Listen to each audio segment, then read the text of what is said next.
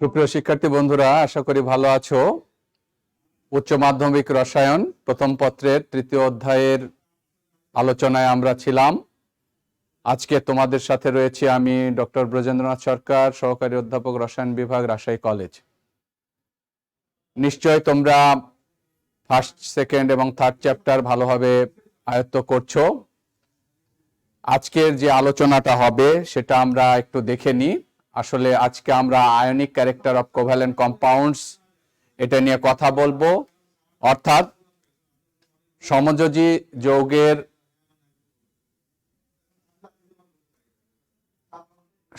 যৌগের আয়নিক যে বৈশিষ্ট্য, সমযোজী যৌগের আয়নিক বৈশিষ্ট্য সেটা নিয়ে আমরা কথা বলবো। আমরা তো এটা জানি যে সমযোজী যে যৌগগুলো রয়েছে কোভ্যালেন্ট কম্পাউন্ড, নর্মালি সেগুলো কি করে, আউটারমোস্ট সেলের ইলেকট্রন, যে বিজোড় ইলেকট্রনগুলো আছে তারা জোড়া জোড়া শেয়ার করে ইলেকট্রন শেয়ারের মাধ্যমে বন্ধন গঠন করে। এখানে আসলে ডাইপোল মানে পোলারিটি থাকার কথা নয়, কিন্তু সকল আয়নিক যৌগ, সমযোজী যৌগ বিশুদ্ধ সমযোজী যৌগ হিসাবে আচরণ নাও করতে পারে।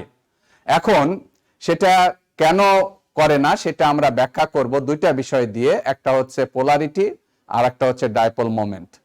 তাহলে পোলারিটি কি? পোলারিটি হচ্ছে সমযোজী যৌগের যে দুইটা পরমাণুর মধ্যে ইলেকট্রন শেয়ার আছে, সেই দুইটা পরমাণু যদি মধ্যে তড়িৎ ঋণাত্মকতা বা ইলেকট্রোনেগেটিভিটির পার্থক্য থাকে, সেই পার্থক্যটা কত? সেই পার্থক্য greater than or equal to, তাহলে তড়িৎ ঋণাত্মকতার পার্থক্য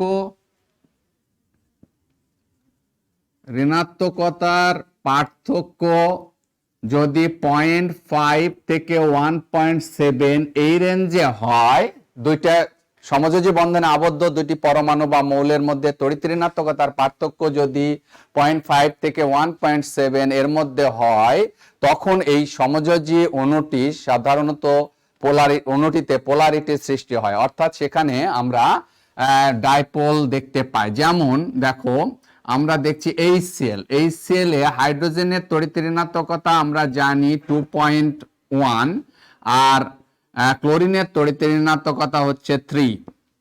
তাহলে এই দুইটা তড়িৎ ঋণাত্মকতার পার্থক্যটা আমরা দেখতে পাচ্ছি 3 - 2.1 = 0.9. 0.9 is greater than 0.5.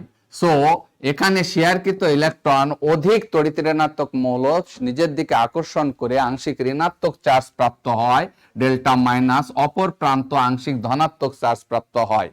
এই যে দুইটা প্রান্তের সৃষ্টি করলো, অর্থাৎ একটা ধনাত্মক প্রান্ত আর একটা ঋণাত্মক প্রান্ত, এটাকে ডাইপোল বলি আমরা। অর্থাৎ এখানে দুইটা পোল মানে মেরুর সৃষ্টি হলো, দ্বিমেরু। যদি এটা তৈরি হয় তাহলে ওই সমযোজী অণুটি আয়নিক বৈশিষ্ট্যের অধিকারী হয়, অর্থাৎ সেই সমযোজী অণুটিতে আয়নিক বৈশিষ্ট্যের সৃষ্টি হয়। এখন তাহলে সকল এরকম আমরা উদাহরণ দিতে পারি। HF, এখানেও হচ্ছে H2O, এগুলোতে তোমার ডাইপোল সৃষ্টি হচ্ছে এবং এটার সমযোজী অণু হওয়া সত্ত্বেও এরা কিন্তু পোলারিটি সৃষ্টি হচ্ছে, আয়নিক ক্যারেক্টার প্রাপ্ত হচ্ছে। কিন্তু সকল সমযোজী অণু কি এরকম সৃষ্টি হয় যেখানে তড়িৎ ঋণাত্মকতার পার্থক্য থাকে? সেখানে হয় না, সকল ক্ষেত্রে হয় না। সেটা আমরা ব্যাখ্যা করতে পারবো কিভাবে?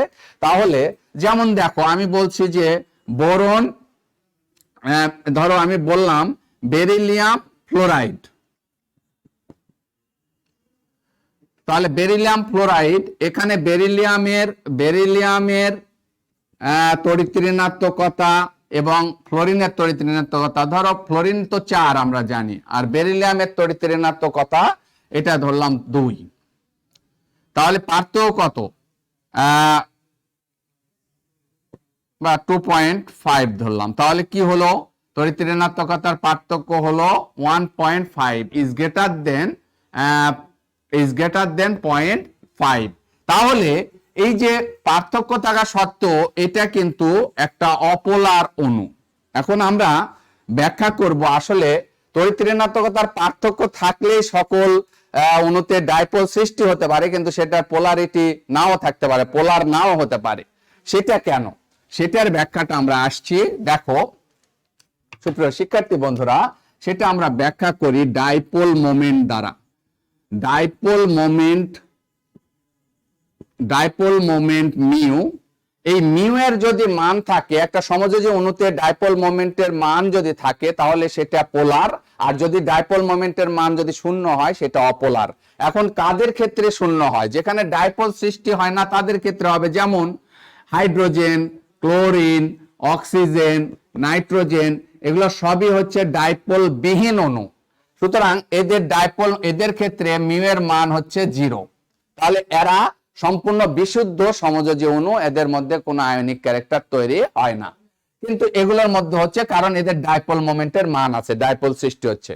এখন ডাইপোল তোমার তড়িৎ ঋণাত্মকতার পার্থক্য থাকা সত্ত্বেও যদি ওই অণুটার আণবিক গঠন বা জ্যামিতিক আকৃতি, এটা একটা নির্ভর করে, সেই জ্যামিতিক আকৃতির উপর নির্ভর করে ডাইপোল মোমেন্ট পাওয়া যায়। ডাইপোল মোমেন্ট হচ্ছে মিউ ইকুয়াল টু, ধরো এটা একটা ঋণাত্মক প্রান্ত, এটা হচ্ছে ধনাত্মক প্রান্ত, তাহলে এটা ঋণাত্মক এটা ধনাত্মক, তার মানে দুইটা চার্জ, আর এদের মধ্যবর্তী দূরত্ব হচ্ছে ডি। তাহলে এই চার্জটাকে আমরা ই দ্বারা প্রকাশ করছি, ই, আর দূরত্বটাকে আমরা বলছি ডি। তাহলে dipole moment mu equal to E into D. অর্থাৎ যে পোলার অণু যেখানে ডাইপোল সৃষ্টি হচ্ছে, চার্জ সৃষ্টি হচ্ছে, সেই চার্জ এবং দুইটা চার্জের কেন্দ্রের মধ্যবর্তী দূরত্ব, এই গুণফলকে আমরা বলছি ডাইপোল মোমেন্ট। এই ডাইপোল মোমেন্টের যদি মান থাকে তাহলে সেটা পোলার অণু, আর যদি মান শূন্য হয় তাহলে সেটা অপোলার অণু। সাধারণত একই মৌলের যদি অণু গঠিত হয় সেই ক্ষেত্রে আমরা জানি সেখানে তড়িৎ ঋণাত্মকতার পার্থক্য শূন্য, ডাইপোল মোমেন্টের মান শূন্য হয়।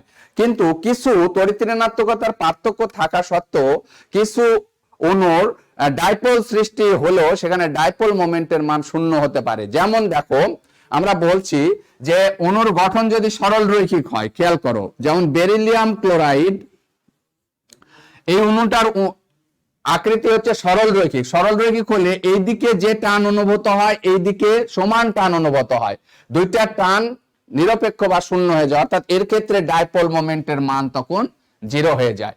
এইরকম সরল রৈখিক গঠন যদি হয়, যেমন carbon die oxide, dipole moment, এখানে কিন্তু তড়িৎ ঋণাত্মকতার পার্থক্য আছে 0.5 এর উপরে, কিন্তু এইসব অণুর ডাইপোল মোমেন্টের মান শূন্য বলে এরা কিন্তু অপোলার সমযোজী অণু। ওকে, কার্বন ডাই সালফাইড, এগুলো হচ্ছে অপোলার সমযোজী অণু। আচ্ছা, তাহলে আমরা আরো কিছু অপোলার সমযোজী অণুর উদাহরণ আমরা লিখব, যেখানে ডাইপোল মোমেন্টের মান শূন্য। আমাদের স্লাইডের মধ্যে আমরা একটু যদি দেখি, দেখো তোমরা একটু খেয়াল করো যে যেখানে আমরা এটা দেখতে পাচ্ছি,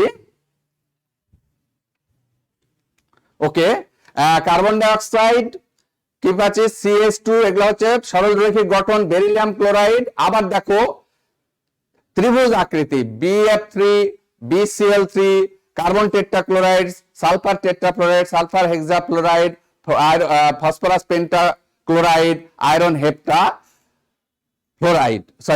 আয়োডাইড হেপ্টাফ্লোরাইড। এই অণুগুলোর গঠনগত কারণে এদের ডাইপোল মোমেন্টের মান শূন্য।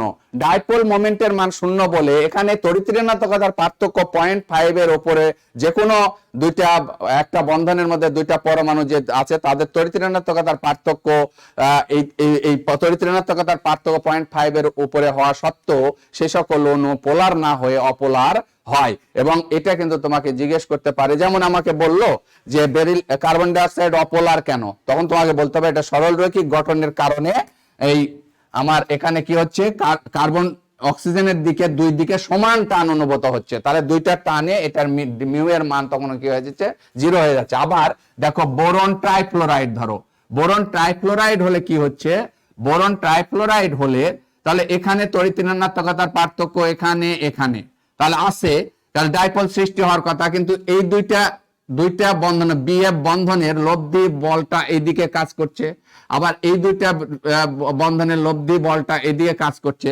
এবং লব্ধি ভ্রামক, এই যে লব্ধি ভ্রামকটা যেটা আছে সেটা, এটার লব্ধি ভ্রামক এইদিকে, এটার লব্ধি ভ্রামক এইদিকে, এবং এই লব্ধি ভ্রামকটা এই দুইটার মধ্যবর্তী যে বল আছে এই দুইটার দ্বারা, এটা লব্ধি ভ্রামক, এটা দ্বারা নিউট্রাল হয়ে যায়, এটা লব্ধি ভ্রামক এটা দ্বারা নিউট্রাল হয়, এটা লব্ধি ভ্রামক এটা দ্বারা নিউট্রাল হয়। অর্থাৎ এই ত্রিভুজ আকৃতি, চতুস্তলকীয় গঠন, পিরামিডীয় গঠন এগুলোর ক্ষেত্রে তাদের লব্ধি ভ্রামক, দুইটা বন্ধনের লব্ধি ভ্রামক অপর বন্ধন দ্বারা কি হয়, এটা নিউট্রাল হয়ে যায়, নিরপেক্ষ হয়, ফলে এখানে মিউ এর মান হয়ে যায় 0।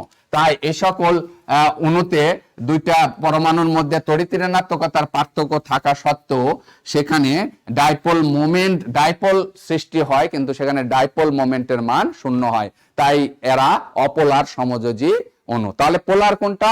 যেমন পানি, পানিকে পোলার বলছি কেন?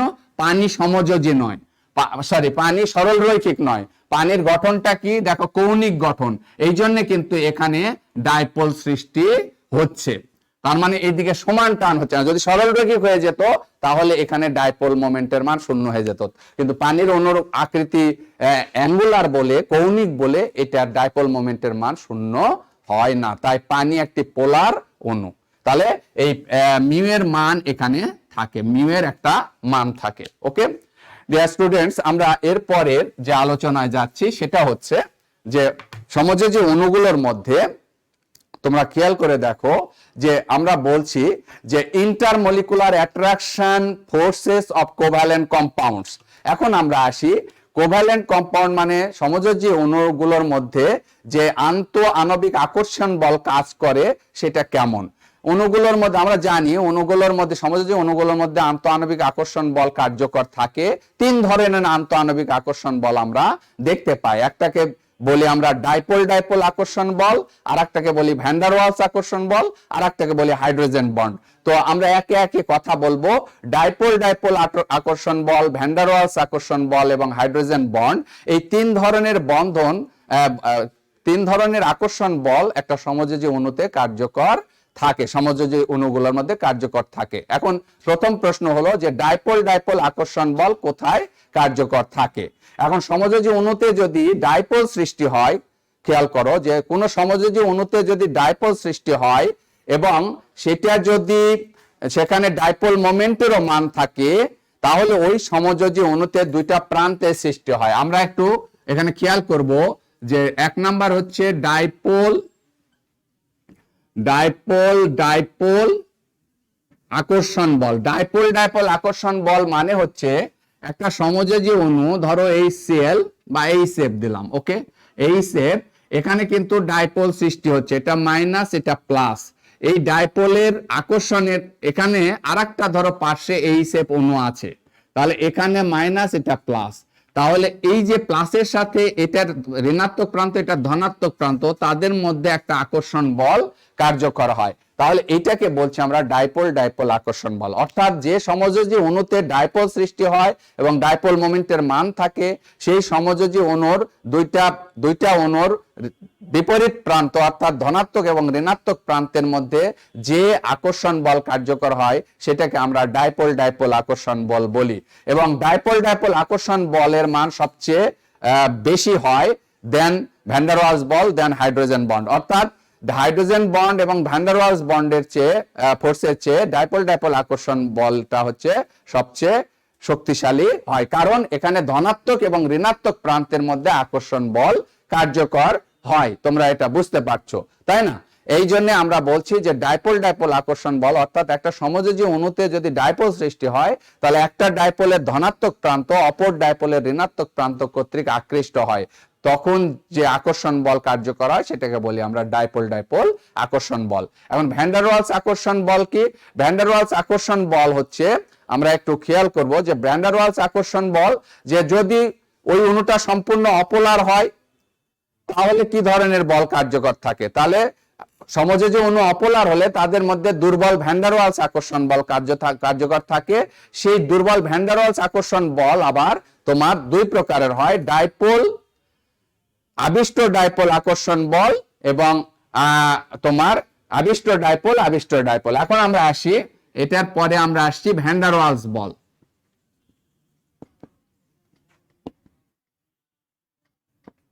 ভ্যান ডার ওয়ালস বল সুপ্রিয় শিক্ষার্থী বন্ধুরা, এটা 2 রকম হবে। একটাকে বলছি আমরা ডাইপোল ডাইপোল আবিষ্ট ডাইপোল আকর্ষণ বল। ঠিক আছে। ডাইপোল আবিষ্ট ডাইপোল মানে কি, ধরো তোমার এখানে আছে পানি, পানির অণুতে ডাইপোল আছে, তোমরা এটা তো নিশ্চয় জানো যে পানির অণুতে ডাইপোল সৃষ্টি হয়, এটা এখানে ডাইপোল আছে। এখানে আরেকটা আছে কি অক্সিজেন, অক্সিজেনে কোনো ডাইপোল সৃষ্টি হয় না নরমালি, কিন্তু পানির মধ্যে অক্সিজেন তো দ্রবীভূত অবস্থায় থাকে, তাহলে পানির মধ্যে পানির ডাইপোল আছে, আর এটা হচ্ছে সম্পূর্ণ বিশুদ্ধ অপোলার সমযোজী অণু। তাহলে এটার মধ্যে কিভাবে আকর্ষণ হয়, এটা একটা পোলার অণু, এটা অপোলার অণু, তাহলে এটা পোলার আর এটা হচ্ছে অপোলার। এখন পোলারের সাথে অপোলারের আকর্ষণ কিভাবে ঘটে সেটা ভ্যান ডার ওয়ালস ব্যাখ্যা করলেন যে পোলার অণুর প্রভাবে অপোলার অণুতে অস্থায়ীভাবে ডাইপোল সৃষ্টি হয়। কিভাবে, যখন একটা আণবিক অরবিটাল, ধরো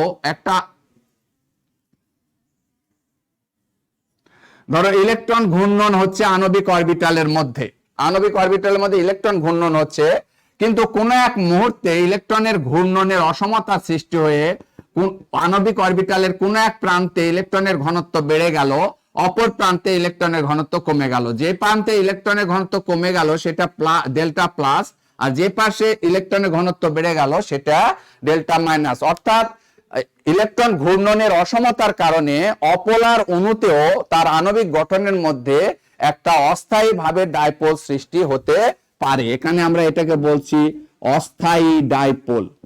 এই অস্থায়ী ডাইপোল সৃষ্টি হলে উক্ত অস্থায়ী ডাইপোলের ধনাত্মক প্রান্ত আর এই স্থায়ী ডাইপোল, যেখানে তড়িৎ ঋণাত্মকতার পার্থক্য এবং গঠনগত কারণে ডাইপোল সৃষ্টি হয়েছে, এটা স্থায়ী ডাইপোলের, এটা ঋণাত্মক প্রান্ত, এটা অস্থায়ী ডাইপোলের ধনাত্মক প্রান্ত, এর মধ্যে একটা আকর্ষণ বল কার্যকর হয়। তাহলে এই ধরনের বলকে আমরা বলবো ডাইপোল আবিষ্ট ডাইপোল আকর্ষণ বল।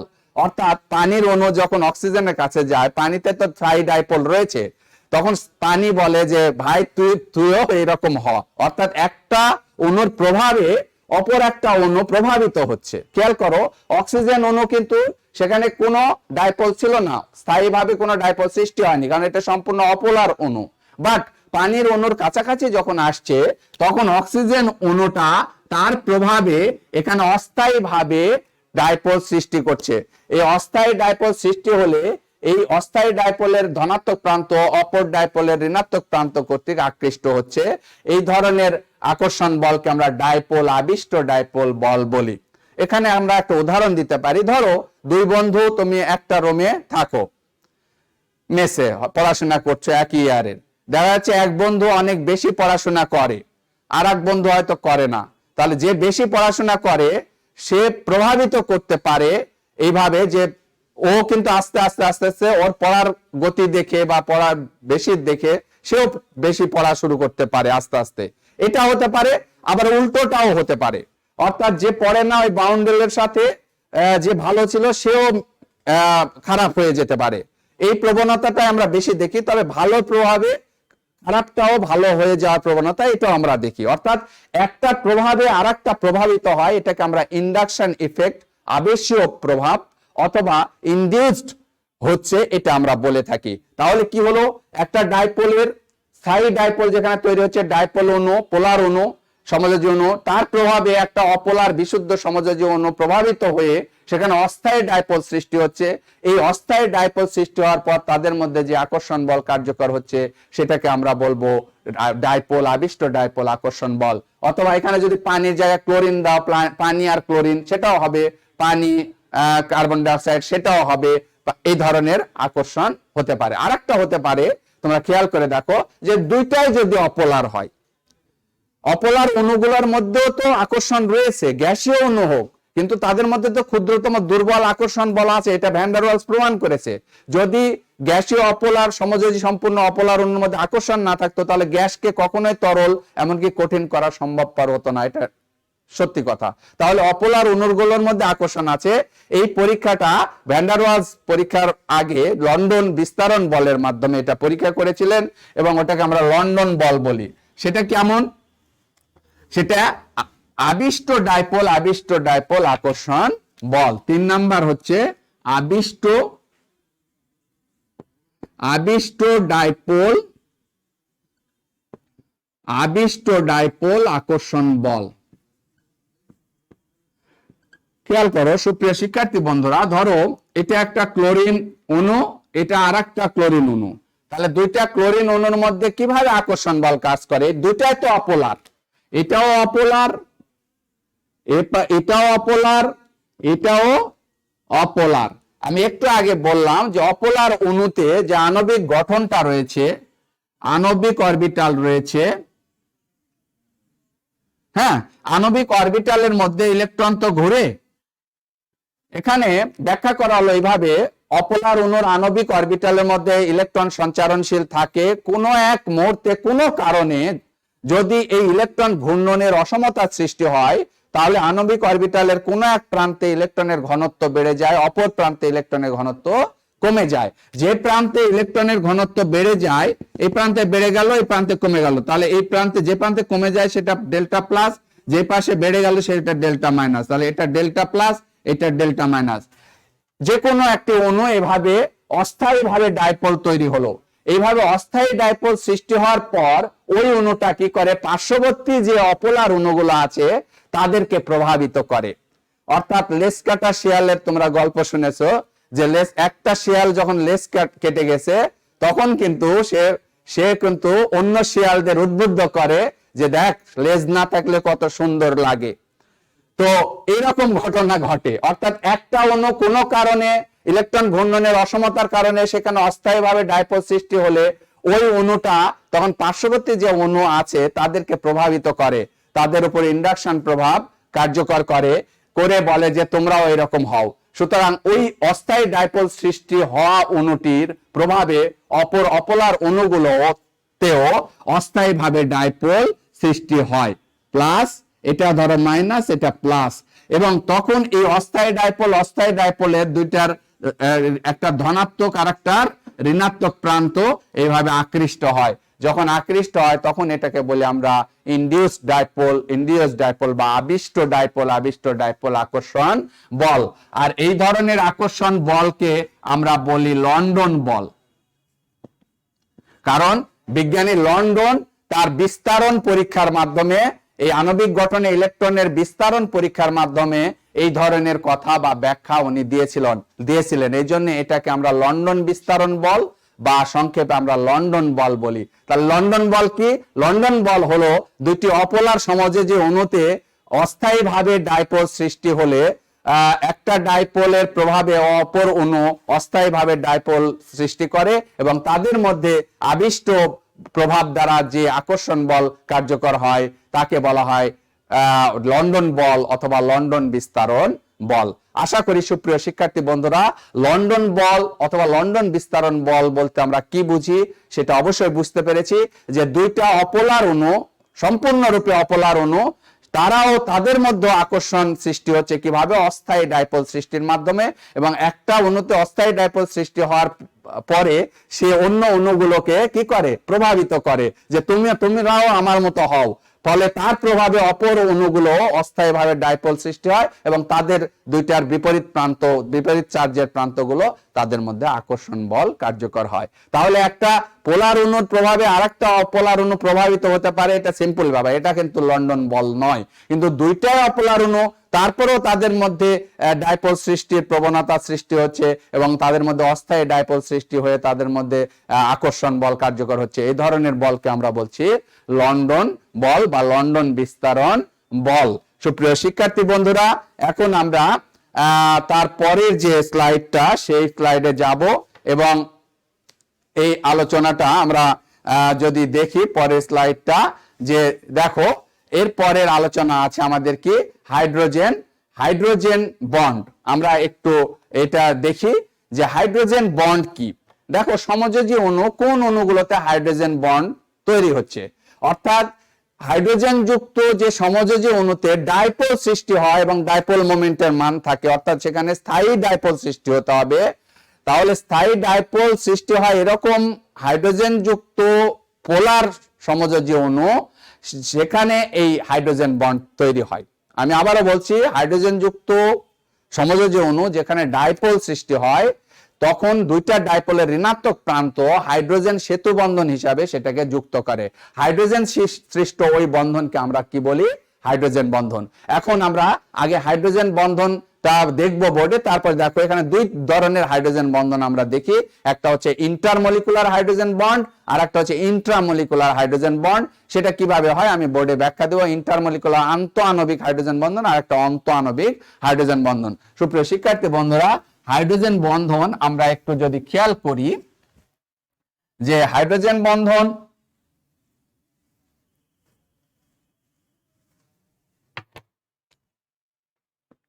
হাইড্রোজেন বন্ড কিভাবে হচ্ছে দেখো। হাইড্রোজেন যুক্ত যে অণুতে ডাইপোল সৃষ্টি হয়, যেমন পানি, হাইড্রোজেন যুক্ত একটা সমযোজী অণু পানি, সেখানে আমরা জানি ডাইপোল তৈরি হয় এবং এটার গঠনগত কারণে এখানে ডাইপোল সৃষ্টি হয়। এই ডাইপোল সৃষ্টি আর একটা ধরো এখানে পানির অণু, তাহলে এটা পজিটিভ, এটা নেগেটিভ, এটা পজিটিভ। এখন দুইটা পাশাপাশি দুইটা ডাইপোলের এই যে ঋণাত্মক যে প্রান্ত, সেই ঋণাত্মক প্রান্তকে যুক্ত করছে কে? হাইড্রোজেন, সেতু বন্ধন হিসাবে যুক্ত করছে। তাহলে হাইড্রোজেন যুক্ত কোন সমযোজী অণু ডাইপোল সৃষ্টি হলে পাশাপাশি দুইটা ডাইপোলের ঋণাত্মক প্রান্তকে হাইড্রোজেন সেতু বন্ধন হিসাবে যুক্ত করলে হাইড্রোজেন সৃষ্ট ওই বন্ধনকে বলছি আমরা হাইড্রোজেন বন্ধন।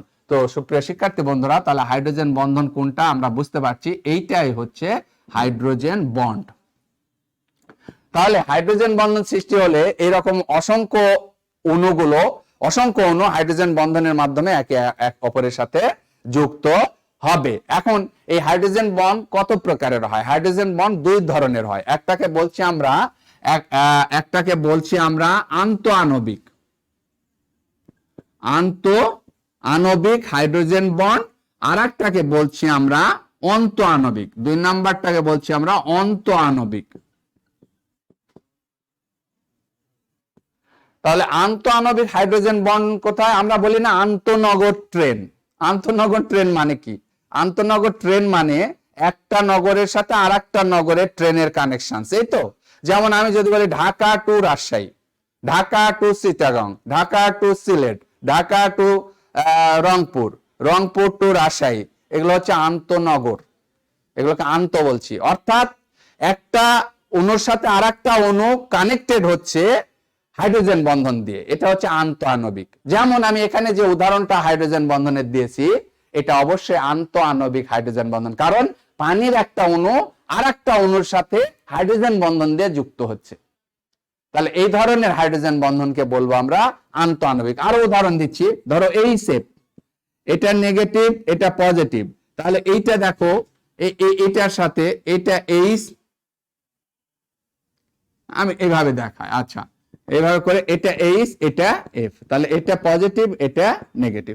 তাহলে এই যে দুইটা নেগেটিভ প্রান্তকে কে যুক্ত করলো? হাইড্রোজেন। অর্থাৎ এই হাইড্রোজেন ফ্লোরাইডকে দুইটা অণুকে পরস্পরের সাথে যুক্ত করলো হাইড্রোজেন। তাহলে এটাকে বলছি আমরা আন্তঃআণবিক হাইড্রোজেন বন্ড। তো সুপ্রিয় শিক্ষার্থী বন্ধুরা, তোমরা নিশ্চয়ই জানো যে আমরা এই আন্তঃআণবিক হাইড্রোজেন বন্ড হচ্ছে একই অণু বা ভিন্ন ধরনের অণু হতে পারে, অনেকগুলো অণু যে হাইড্রোজেন বন্ধনের মাধ্যমে নিজেদের মধ্যে যুক্ত হবে, এগুলোকে বলছি আমরা আন্তঃআণবিক হাইড্রোজেন বন্ড। আর একটা হচ্ছে যে অন্তঃআণবিকের উদাহরণটা আমি দিয়ে তারপর তোমাদের সাথে অন্য প্রসঙ্গে একটু কথা বলবো। অন্তঃআণবিক হাইড্রোজেন বন্ধনটা হচ্ছে, দেখো তাহলে দুইটার মধ্যে পার্থক্যটা আমার বুঝতে হবে। সেটা হচ্ছে যে এখানে দেখো অর্থোনাইট্রোফেনলে এইচটা হচ্ছে প্লাস আর ওটা মাইনাস। তাহলে এখানে দেখো অর্থ পজিশনে থাকার কারণে এখানে হাইড্রোজেন এবং অক্সিজেনের মধ্যে একটা যোগাযোগ স্থাপন হচ্ছে, অর্থাৎ এই অক্সিজেন হাইড্রোজেনের মধ্যে একটা বন্ধন সৃষ্টি হচ্ছে, এটাকে বলছে। অর্থাৎ একই অণুর মধ্যে হাইড্রোজেন বন্ধন তৈরি হচ্ছে, কিন্তু ওই অণুটা অন্য অণুর সাথে হাইড্রোজেন বন্ধন দ্বারা যুক্ত হচ্ছে না। তাহলে এই দুটার মধ্যে অবশ্যই পার্থক্য বুঝতে পারছি যে হাইড্রোজেন বন্ধনের মাধ্যমে একই অণু বা ভিন্ন ধরনের অণু পরপর যুক্ত হয়, অসংখ্য অণু যুক্ত হচ্ছে, সেটা হচ্ছে আন্তঃআণবিক। আর যেখানে একটা অণুর মধ্যে হাইড্রোজেন বন্ধন তৈরি হয় কিন্তু ওই অণুটা হাইড্রোজেন বন্ধন দিয়ে অন্য অণুর সাথে যুক্ত হয় না, সেটাকে বলছি আমরা অন্ত আণবিক। আর একটা উদাহরণ দিই অন্ত আণবিকের, তাহলে তোমরা আরো বুঝতে পারবে। ধরো এটা OH আর এখানে আছে CHO, এটার নাম স্যালিসাইলডিহাইড CHO, তাহলে ওটা হচ্ছে নেগেটিভ আর এইচটা হচ্ছে পজিটিভ, তাহলে এখানে একটা হাইড্রোজেন বন্ধন তৈরি হচ্ছে। তাহলে এটা স্যালিসাইলডিহাইড, দেখো অক্সিজেন এবং হাইড্রোজেনের মধ্যে একটা হাইড্রোজেন বন্ধন তৈরি হচ্ছে, এখানে নাইট্রো মূলক এবং হাইড্রোজেনের মধ্যে আর একটা হাইড্রোজেন বন্ধন তৈরি, হাইড্রোক্সিল মূলকের মধ্যে তৈরি হচ্ছে। অর্থাৎ একই অণুর মধ্যে হাইড্রোজেন বন্ধন তৈরি হলে সেটাকে বলবো আমরা অন্ত আণবিক হাইড্রোজেন বন্ড। আমরা বলি না অন্ত বিভাগ, আর একটাকে বলি আন্ত বিভাগ। অন্ত বিভাগ মানে আমি যদি বলি কেমিস্ট্রি বিভাগ, তাহলে কেমিস্ট্রি ডিপার্টমেন্টের মধ্যে আমার সীমাবদ্ধ। কিন্তু যদি বলি আন্ত বিভাগ, তখন আমি কি বলবো, ওই কেমিস্ট্রি, ফিজিক্স, ম্যাথ, বায়োলজি, তোমার এই ধরনের অনেকগুলো বিভাগ, তখন আন্ত বিভাগ বলবো। নিশ্চয়ই বোঝা গেছে, যখন তোমার ইন্ট্রা মানে একই অণুর মধ্যস্থ অনুস্থ, এবং অন্ত আণবিক হাইড্রোজেন বন্ধন যেখানে তৈরি হয় সেটার গলনাঙ্ক স্ফুটনাঙ্কের মান কম থাকে, যেখানে আন্ত আণবিক হাইড্রোজেন বন্ধন তৈরি হয় সেটার গলনাঙ্ক স্ফুটনাঙ্ক মান বেড়ে যায়, কারণ তাকে ভাঙতে গেলে অনেকগুলো হাইড্রোজেন বন্ধনকে ভাঙতে হয়, আর এখানে কম সংখ্যক হাইড্রোজেন বন্ধনকে ভাঙতে হয়। তো আমরা এখন যে প্রসঙ্গ নিয়ে কথা বলবো, সুপ্রিয় শিক্ষার্থী বন্ধুরা, নিশ্চয় নেক্সট ক্লাসে তোমাদের হাইড্রোজেন বন্ধন আরো একটু ডিটেলস আছে, সেটা আলোচনা হবে। আজকে আমরা যে বিষয় নিয়ে কথা বলতে চাচ্ছি, তোমরা নিশ্চয়ই আমাদের ওয়েবসাইটে, ওয়েব পেজে, ফেসবুক পেজে তোমরা দেখেছো যে আমাদের সুপ্রিয় অধ্যক্ষ মহোদয়, সম্মানিত অধ্যক্ষ স্যারের যে আমাদের 3 তারিখে তার যে বিদায় শেষ কর্মদিবস উপলক্ষে তোমাদের কাছে কিছু লেখা আহ্বান করা হয়েছে, এবং তা অনুভূতি ব্যক্ত করে সেটা তোমরা নিশ্চয়ই তাকে শ্রদ্ধা জানানোর জন্য ওই লেখাটা কিভাবে করবে, কিভাবে লিখবে, সে সম্পর্কে ডক্টর নিতাই স্যার তোমাদেরকে কিছু বলবেন, নির্দেশনা দিবেন। আমি ডক্টর নিতাই স্যারকে একটু আসার জন্য অনুরোধ করছি, এবং তাদের উদ্দেশ্যে এই বিষয়গুলো পরিষ্কার করার জন্য আমি তাকে অনুরোধ করছি।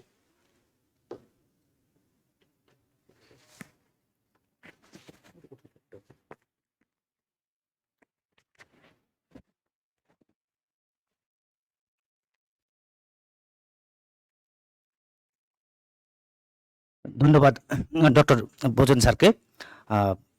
প্রিয় শিক্ষার্থীবৃন্দ, তোমাদের সঙ্গে আসলে তো পরিচয় ওভাবে হয়নি আমাদের। আমি নিতাই কুমার সাহা, সহকারী অধ্যাপক, মনোবিজ্ঞান বিভাগ, রাজশাহী কলেজ। প্রিয় শিক্ষার্থীবৃন্দ, যেমনটা স্যার বলছিলেন, আমাদের একেবারে রাজশাহী কলেজের প্রিয় অধ্যক্ষ মহোদয়, তিনি আমাদেরকে ছেড়ে 3 তারিখেই অবসর প্রস্তুতিমূলক ছুটিতে যাচ্ছে। আমরা ঠিক ওই দিনই স্যারের হাতে তোমাদের উপস্থিতিটাকে নিশ্চিত করতে চাই। সেটি কিভাবে সম্ভব, যেহেতু এখন করোনাকাল চলছে, কাজে ইচ্ছে করলে পরে হাজার হাজার শিক্ষার্থীর উপস্থিতির মধ্য দিয়ে আমরা স্যারকে সম্মান বা বিদায় জানাতে পারছি না, কিন্তু আমরা বোঝাতে চাই স্যারকে আমাদের সকল শিক্ষার্থীরাই স্যার আপনার পাশে আছে। সেটি কিভাবে সম্ভব তারই অংশ হিসাবে বোঝেন স্যার তোমাদেরকে একটু বলেছে। আমি আরেকটু বিস্তারিত তোমাদেরকে একটু বলতে চাই। একটি A4 সাইজের কাগজ তোমরা নেবে। এই কাগজটির বাম দিকে এবং ডান দিকে 1 ইঞ্চি পরিমাণ জায়গা ছেড়ে দিয়ে এপাশে এবং ওপাশে তুমি লিখতে পারো, এবং তুমি হাতেই লিখতে পারো, এটাই আমরা উৎসাহিত করছি। এক্ষেত্রে এই লেখাটি আমাদেরকে 20/1/2021 তারিখের মধ্যে আমাদেরকে পাঠাতে হবে। তোমাদের ফেসবুক পেজে যে একটি পৃষ্ঠায় এপাশ ওপাশ দুই পাশে লেখা যাবে। তুমি ইচ্ছে করলে পরে তোমার মতো করে তুমি কবিতা লিখতে পারো, তুমি স্যারকে শ্রদ্ধা জানিয়ে কিছু কথা লিখতে পারো, তুমি একটি কার্ড বানাতে পারো, তুমি তোমার মতো করে সৃজনশীলতা দিয়ে একটি কাগজকে তুমি ব্যবহার করে তুমি সেটি পাঠিয়ে দিবে 20/1/2021 তারিখের মধ্যেই। তোমাদের সেই নোটিশ বোর্ডের মধ্যে নোটিশে লেখা আছে কোথায় জমা দিতে হবে।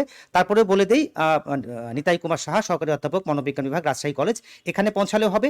আর যারা সরাসরি এটি পাঠাতে পারছো না, তারা মেইল করতে পারো, ওখানে একটি মেইলের ঠিকানাও দেওয়া আছে প্রিয় শিক্ষার্থীরা। এবং আমরা স্যারকে বোঝাতে চাই যে এই যে হাজার হাজার পাতার যে সেই লেখনী, সেই লেখনীর মধ্য দিয়ে আমরা স্যারকে বোঝাবো স্যার এক একটি করে পাতা এক একজন করে শিক্ষার্থীর প্রতিনিধিত্ব করছে। কাজেই তারা শারীরিকভাবে উপস্থিত নেই, কিন্তু তাদের এই লেখনীর মধ্য দিয়ে কিন্তু তারা উপস্থিত আছে। প্রিয় শিক্ষার্থীবৃন্দ, আরেকটি বিষয় বলি, এই লেখা কিন্তু কারোরই বাদ পড়বে না বা বাছাই হবে না, কারণ তুমি তোমার অনুভূতি ব্যক্ত করবে স্যারকে শ্রদ্ধা, সম্মান, ভালোবাসা জানিয়ে। কাজে তোমার লেখাটি অবশ্যই কিন্তু আমাদের এখানে যুক্ত হবে। এবং আরেকটি বিষয় হচ্ছে যে তুমি তোমার নাম, ঠিকানা, পরিচয়টিও নিচে দিয়ে দেবে, তোমার মোবাইল নাম্বারটিও সম্ভব হলে দিয়ে দেবে। পাসপোর্ট সাইজের ছবিও একটি লাগাতে বলেছি, উপরের দিকে ডান দিকে কোনায় লাগাতে পারো, অথবা নিচের দিকে ডান দিকে কোনায় স্টেপলার পিন দিয়ে তুমি যুক্ত করতে পারো।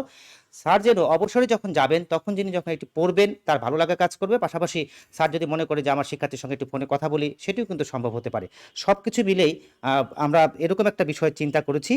তোমরা নিশ্চয়ই এটির সঙ্গে থাকবে, আমাদের পাশে থাকবে, আমরাও লিখব, এবং শুধুমাত্র শিক্ষার্থীরা নয়, আমরা সকল স্তরের সকল মানুষকেই কিন্তু আমরা আমন্ত্রণ জানিয়েছি। কারণ এই মানুষটি এই বর্ণাঢ্য শিক্ষাগত জীবনের তার যে অবদান, তার যে কাজের যে বিশেষ করে নেতৃত্ব গুণ, সেটি কিন্তু শুধুমাত্র রাজশাহী কলেজে অনুভব করে এমনটি নয়, সারা বাংলাদেশ অনুভব করে। তারই নেতৃত্বের মধ্য দিয়ে কলেজটি পরপর 4বার শ্রেষ্ঠত্বের আসনে বসে আছে। এই কলেজটিকে যেহেতু সবাই মডেল মনে করে, কাজে এই কলেজকে ঘিরে কিন্তু অনেকে লিখবে, প্রিয় শিক্ষার্থীবৃন্দ। এবং আমরা বিশ্বাস করি শিক্ষার্থীরাই হচ্ছে শিক্ষকের প্রাণ। তোমাদের লেখাগুলো এই শিক্ষকের অথবা অধ্যক্ষ মহোদয় সবচেয়ে বেশি ভালো লাগবে। এই বিষয়টা বিবেচনায় রেখে তোমরা খুব শীঘ্রই এই কাজটি করবে। আমাদের প্রত্যাশা, একটি দাবিও তোমাদের কাছে, তোমরা খুব শীঘ্রই এটি লিখে পাঠিয়ে দেবে, প্রিয় শিক্ষার্থীবৃন্দ। সবাইকে অনেক ধন্যবাদ আমাদের বোজেন স্যারকে এরকম একটি সুযোগ দেওয়ার জন্য। ধন্যবাদ স্যার। ওকে, ধন্যবাদ ডক্টর নিতাই। উনি যে কথাগুলো আমাদের বললেন, আশা করি তোমরা বিষয়গুলো ইতোমধ্যে অবগত হয়েছো। বিশেষ করে আমরা তো নোটিশে দিয়ে দিয়েছি এবং ওটাতে ডিটেলস বলা আছে কিভাবে তোমরা করবে, এবং আমরা আশা করছি তোমরা স্বতঃস্ফূর্তভাবে, এবং তোমরা বিজ্ঞানের শিক্ষার্থীরা আমরা জানি রাজশাহী কলেজের যে উচ্চ মাধ্যমিক পর্যায়ের শিক্ষার্থী, তার মধ্যে সবচেয়ে চৌকস শিক্ষার্থী হচ্ছে বিজ্ঞানের শিক্ষার্থীরা, এবং মেধাবী, অত্যন্ত সাবলীল, সব দিকেই তোমাদের মেধার পরিচয় আমরা দেখে থাকি।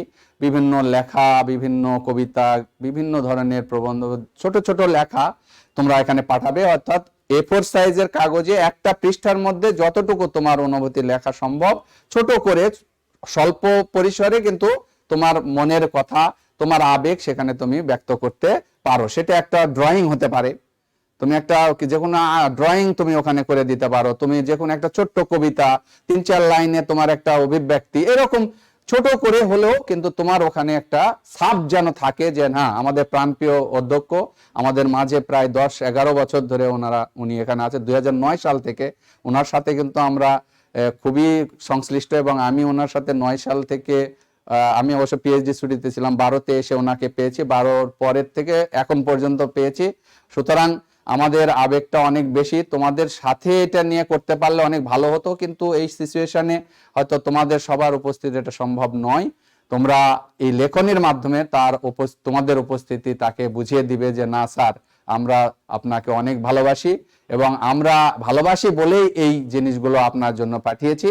এবং ওই লেখার মাধ্যমে উনি এটা একটা ডকুমেন্ট হয়ে থাকবে ওনার কাছে, এবং ওনার কাছে আমরা তুলে দিব এটা। এবং উনি অবসরে যখন থাকবেন, বিভিন্ন সময় যখন তার নিজস্ব সময় কাটাবেন, তখন এই জিনিসগুলো তার স্মৃতিতে নিয়ে আসতে পারবেন।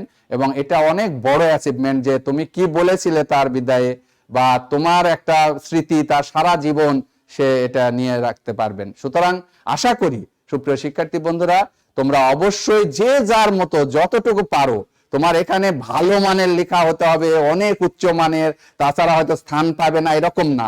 এখানে ডক্টর নিতাই বলে গেলেন যে, উনি বললেন যে ডক্টর নিতাই স্যার যে তোমার যে কোনো ধরনের অনুভূতি ওখানে কিন্তু স্থান পাবে, অর্থাৎ এটা একটা বড় সুযোগ। রাজশাহী কলেজের ম্যাগাজিনে আমরা লেখা দিলেও কিন্তু ছাপা হয় না, এটা মনে রাখবা। তার মানে ওখানে অনেক এডিশন হয়, এডিটর থাকেন, সব লেখা কিন্তু ছাপা হয় না আমাদের ম্যাগাজিনে, আমাদের কলেজ ম্যাগাজিনেও।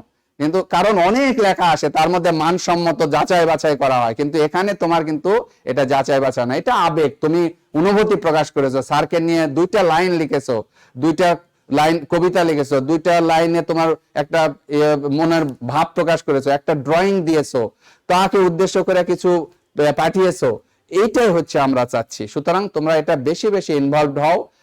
আমরা চাই যে তোমরা এই জিনিসগুলো 20 তারিখের মধ্যেই, যারা আসতে পারবে না, মেল অ্যাড্রেস আছে, তোমরা মেলে ওটা দিয়ে দিবা, লিখে মেলে দিয়ে দিবা। তোমরা জানো এগুলো সবই কিভাবে পাঠাতে হয় মেলে, সেটা তোমরা জানো। আর যারা সরাসরি দিতে পারবে, সেটা ডক্টর নিতাই স্যারের ডিপার্টমেন্ট মনোবিজ্ঞানে গেলে ওনাকে পাবে, বা ওখানে বলে দিয়ে আসলেও হবে, উনি না থাকলে কোনো সমস্যা নেই, অবশ্যই সেখানে সংরক্ষণের ব্যবস্থা থাকবে। অবশ্যই এটা 20 তারিখের মধ্যে, কারণ আমাদের হাতে বেশি সময় নেই, আমাদের এগুলোকে আবার অ্যাকুমুলেট করে সেগুলোকে আবার বাইন্ডিংস, বিভিন্ন ধরনের কাজ আছে, সো সেই কাজগুলো করতে সময় লাগবে। আশা করি তোমরা 20 তারিখের আরো 2-4 দিন আগেই, আজকে তো 12 তারিখ, 2-3 দিন আগেই তোমরা এগুলো পৌঁছিয়ে দিবে। আমরা এত বেশি পাচ্ছি অলরেডি, এবং অনেকেই পাঠানো শুরু করে দিয়েছে, এবং আমরা সত্যি যে এতগুলো লেখা স্যারকে দিতে পারবো, এতে আমরা আনন্দিত। এই জন্য আমরা একটা পৃষ্ঠা সীমাবদ্ধ করেছি। আমরা যদি সীমাবদ্ধ না করতাম হয়তো কেউ 10, 12, 15 পৃষ্ঠা পর্যন্ত স্যারকে নিয়ে লিখে পাঠিয়ে দিত। তখন কিন্তু কি হতো, আমরা সবার লেখাটাকে ওইভাবে স্থান দিতে পারতাম না, মানে এতগুলো লেখা, এত বড় বড় লেখা তখন দিতে পারতাম। এই জন্য আমরা সংক্ষিপ্ত ভাবে অনেককে আমরা এখানে অ্যাকোমোডেট করতে চাই, এই জন্যই কিন্তু আমরা একটা পৃষ্ঠা নির্ধারণ করে দিয়েছি। তুমি পৃষ্ঠার উপরে এবং নিচে এক পৃষ্ঠার এপিট ওপিট তুমি 2 পৃষ্ঠায় লিখতে পারবে। সো সুপ্রিয় শিক্ষার্থী বন্ধুরা, অবশ্যই ভালোভাবে আমরা এই কাজটা করতে চাই, স্যারের বিদায়কে স্মরণীয় করে রাখতে চাই। তোমরা অবশ্য আমরা আনলাকি, আসলে স্যারের এরকম সিচুয়েশনে স্যারকে বিদায় জানাতে হবে, এটা আমরা আসলে কখনোই কল্পনা করিনি। স্যার শিক্ষার্থী বান্ধব আমরা জানি, অধ্যক্ষ মহোদয়, তাদের উপস্থিতি সবসময় কাম্য। তো যাই হোক, যে যতটুকু আমরা করতে পারি যে অবস্থান থেকে, সেটাই স্যারের প্রতি শ্রদ্ধা জানিয়ে করব, অন্তরে ভালোবাসা দিয়ে করব, আন্তরিকভাবে করব। এটাই হচ্ছে, আমরা দেখানোর জন্য কিছু করব এরকম নয়। তো আশা করি বিষয়টা তোমরা বুঝতে পেরেছো। ডক্টর নিতাই স্যার এই বিষয়টা দেখছেন, সুতরাং ওনার সাথে তোমরা এটা যোগাযোগ রাখবে এবং ওখানে নিশ্চয় ওনার যোগাযোগের কি মাধ্যম, কিভাবে কি ঠিকানা সব দেওয়া আছে, আমাদের ওয়েব পেজে দেওয়া আছে, আবার আমাদের ওয়েবসাইটে দেওয়া আছে, ফেসবুক পেজে দেওয়া আছে। এই নোটিশটা তোমরা আবার একটু দেখে নিবে। অবশ্যই তোমরা লেখা পাঠাবে, আমরা আশা করি তোমরা সবচেয়ে বেশি লেখা পাঠাবে আমাদের উচ্চ মাধ্যমিকের শিক্ষার্থীরা, এটা আমরা কামনা করছি এবং এটা আমাদের প্রত্যাশা। তো সবাইকে এই বিষয়ে আন্তরিক হওয়ার জন্য আবারও আমন্ত্রণ জানাচ্ছি সবাইকে। এই সিচুয়েশনটার মধ্যেও আমরা যেন স্যারকে ভালোভাবে এই বিষয়গুলো উপস্থাপন করতে পারি, এটা তোমাদের সহযোগিতায় এটা করব আমরা। আসলে এই বিষয়টা আমরা সবাই করতে চাচ্ছি। তো যাই হোক, সুপ্রিয় শিক্ষার্থী বন্ধুরা, তোমরা রসায়ন পড়ছিলে, রসায়নের মধ্যে আমরা ছিলাম, তার মধ্যে কিছু ভিন্ন প্রসঙ্গ আসলো। ভিন্ন প্রসঙ্গ বলবো না, এটাও তোমাদের শিক্ষার একটা অংশ, যে তোমাদের যখন কর্মজীবন, শিক্ষা জীবন শেষে কর্মজীবনে যাবে, তখন তোমরাও কিন্তু এরকম দেখবে যে তোমাদের কোনো সহকর্মী এক কর্মস্থল থেকে আরেক কর্মস্থলে বদলি হচ্ছে, তখন তোমরা তাদেরকে সেইভাবেই অভ্যর্থনা জানাবে, আবার কেউ নতুন আসছেন তাকেও জানাবে। এটা চাকুরির ক্ষেত্রে এটা একটা নিয়ম, এটা রেওয়াজ, সরকারি বিধি, সেক্ষেত্রে আমাদের কোনো অল্টারনেটিভ নেই, এটা একটা গণ্ডির মধ্যে আমাদের জীবন চলতে হয়। তো আজকে আমি আর রসায়নের কথা আর বলবো না, আমরা হাইড্রোজেন বন্ডটা শুরু করলাম। 2 ধরনের হাইড্রোজেন বন্ড নিয়ে আমরা কথা বলছি, intermolecular hydrogen bond and intramolecular hydrogen bond, অর্থাৎ আন্তঃআণবিক আর অন্তঃআণবিক। নিশ্চয়ই এই 2টা হাইড্রোজেন বন্ধনের মধ্যে পার্থক্য বোঝা গেছে। নেক্সট ক্লাসে হাইড্রোজেন বন্ধন নিয়ে আরো কিছু কথা আছে, যেমন অ্যালকোহল পানিতে দ্রবীভূত হয়, জৈব অ্যাসিড পানিতে দ্রবীভূত হয়, তারপরে জৈব অ্যাসিড ডাইমার গঠন করে, তারপর পানি তরল কিন্তু H2S গ্যাস, আবার অ্যামোনিয়া গ্যাস, এই ধরনের কেন হয়, এই ব্যাখ্যাগুলো আমরা হাইড্রোজেন বন্ধনের মাধ্যমে দিতে পারবো। তো সুপ্রিয় শিক্ষার্থী বন্ধুরা, ওই বিষয়গুলো নিয়ে নেক্সট ক্লাসে অবশ্যই অন্য আরেকজন শিক্ষক, মোস্ট প্রবাবলি মিজান স্যার উপস্থিত হবেন। ততদিন তোমরা ভালো থাকবে, সুস্থ থাকবে, এবং এখন শীতকাল চলছে, তোমরা একটু সাবধানে চলাফেরা করবে, যাতে করে এখন পর্যন্ত ভালো আছি আমরা, আশা করি সামনেও এই দুর্যোগময় পরিস্থিতি আমরা অতিক্রম করতে পারবো, সেই আশাবাদ ব্যক্ত করে আমি শেষ করছি। ধন্যবাদ সবাইকে।